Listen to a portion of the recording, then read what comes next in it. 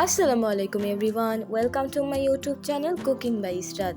আজকে আমি তৈরি করব ইফতার স্পেশাল শরবত। খুবই সামান্য কিছু উপকরণ দিয়ে তৈরি করতে পারবেন মজাদার এই শরবতটি। এজন্য প্রথমে নিয়ে নিয়েছি তোকমা, একটি পাকা কলা নিয়ে নিয়েছি, এটা অপশনাল।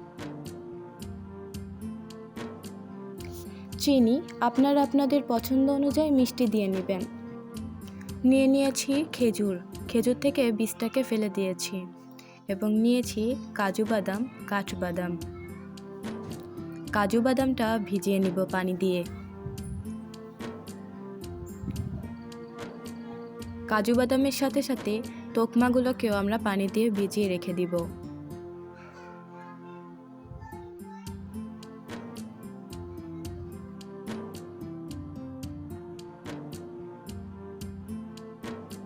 এবার এগুলো আমরা ব্লেন্ডারে ব্লেন্ডার করে নেব।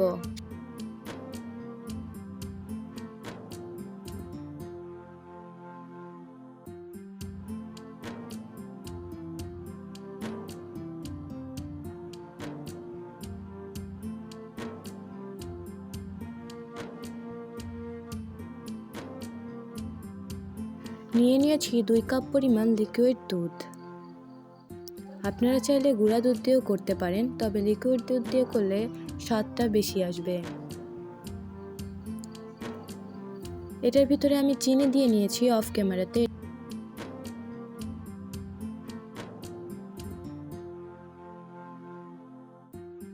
এবার আমরা দুধের ভিতরে সেই পেস্টটাকে দিয়ে দিব।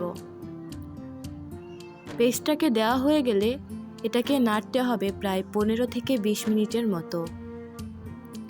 আমি এটাকে ভালো করে নাড়িয়ে নিচ্ছি যাতে করে নিচে লেগে না যায়। নামানোর পূর্বে আমি আরেকটু নেড়ে নিচ্ছি।